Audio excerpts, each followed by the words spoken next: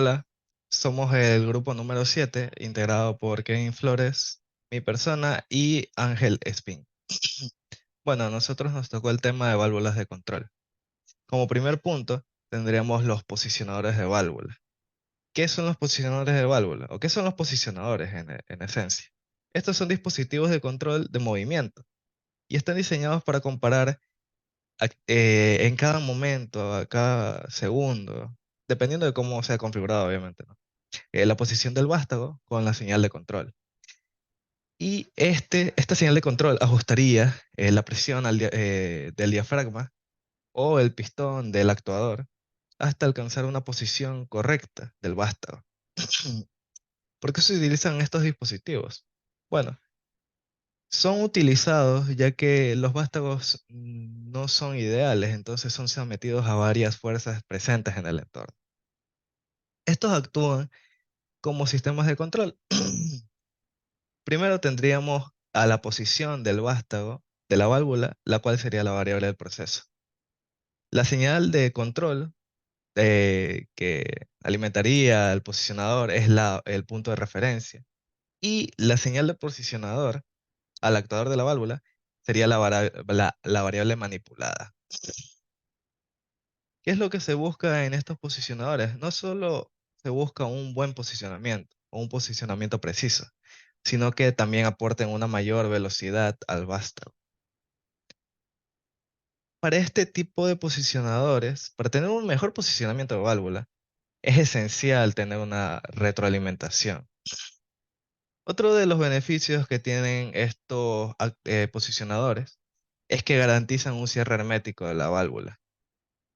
Ahora, pasando a los posicionadores neumáticos de equilibrio de fuerza.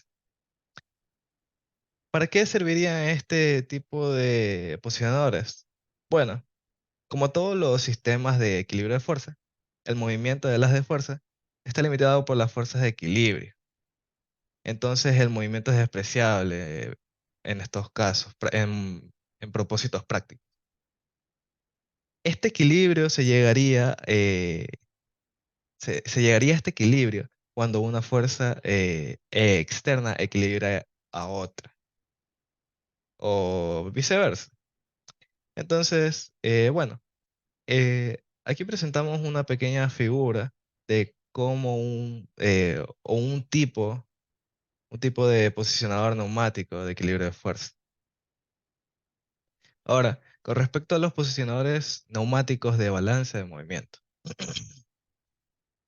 Estos o bueno, el diseño de estos posicionadores, eh, ¿qué se busca en estos? Es que el movimiento del vástago de la válvula contrarreste el movimiento, más no la fuerza de otro elemento. En esta ilustración presentamos o cómo funcionaría, sí, o cómo funcionaría un posicionador de balance de movimiento simple. Y como último punto, tendríamos a los posicionadores electrónicos, que bueno, estos son los más utilizados en la mayoría de industrias. Y bueno, como tal, el propósito de un posicionador de válvulas es que se garantice que la posición de las válvulas coincida con la señal de comando en todo momento.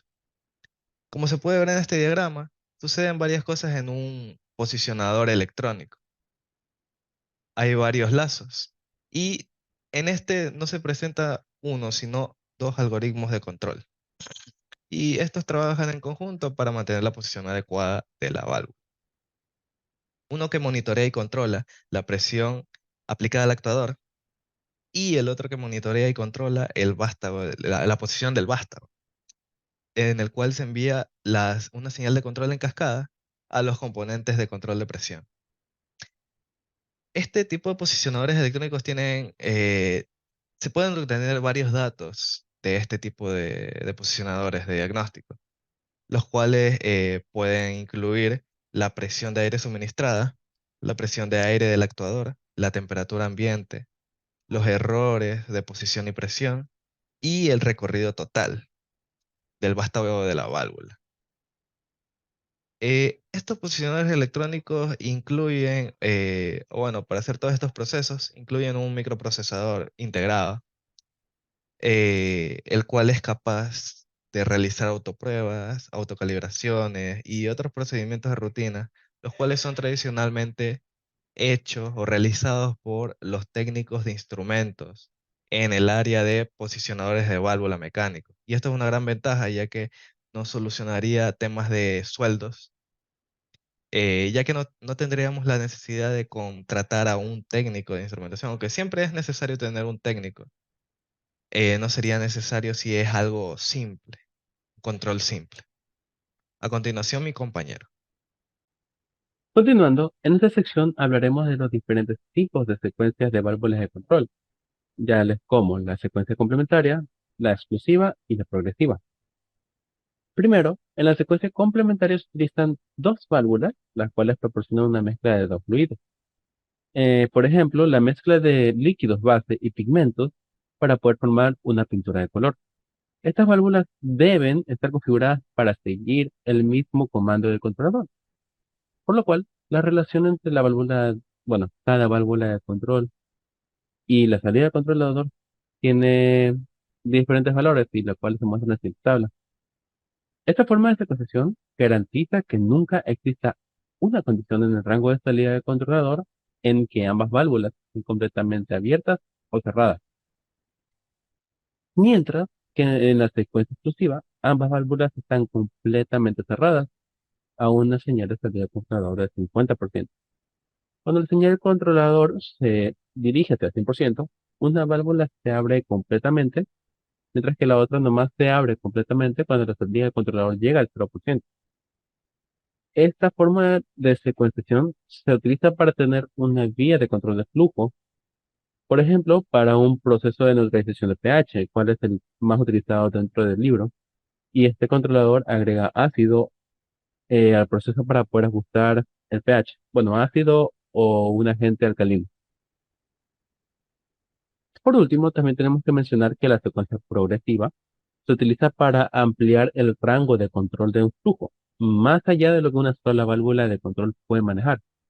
Por ejemplo, para un proceso de control de pH, el rango dinámico del proceso es enorme, por lo que una válvula de control de tamaño pequeño para controlar el flujo mínimo puede ser demasiado pequeña para poder satisfacer dichos requisitos de flujo cuando se necesita un flujo alto, por lo cual se utilizan dos válvulas de control diferentes que tienen diferentes tamaños, obviamente, para poder abrir progresivamente el flujo de acuerdo con el requisito. Esto garantiza un mayor control de nivel del tambor de vapor que cualquier otra válvula de control sola podría hacer.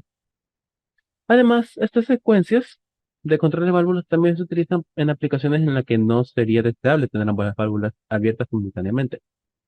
Por lo tanto, es importante entender cada una de esas secuencias para poder diseñar un sistema de control de válvulas eficiente.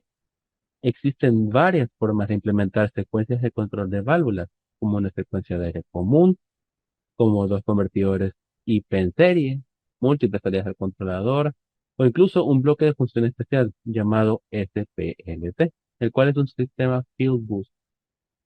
Al implementar cualquiera de estas secuencias, es importante considerar el método de falla seguro para este proceso, por ejemplo, para procesos de pH, ya que la ubicación de las secuencias en el sistema de control puede ayudar a lograr un modo de falla seguro y secuenciación de rango de dividido adecuado.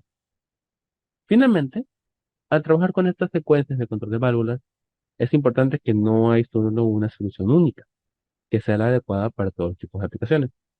Por lo que se recomienda que al diseñar sistemas de control de válvulas es importante considerar los requisitos y los factores para el proceso, como la respuesta, la confiabilidad, el método de falla, para poder seleccionar la solución adecuada. Por lo consiguiente, se puede concluir que el conocimiento y el entendimiento de las diferentes soluciones para implementar secuencias de control de válvulas son muy importantes para diseñar un sistema de control de válvulas eficiente y seguro. Es importante también conocer los pros y los contras de cada una de estas soluciones que se quieran llegar a implementar de esta secuencia de control de válvulas. Además, también es importante entender el modo de falla seguro para el proceso y la ubicación correcta de las secuencias en el sistema de control. Al diseñar un sistema de control de válvulas es importante conocer los factores clave, la respuesta y querer entender cuál es la solución adecuada para este problema. Muchas gracias.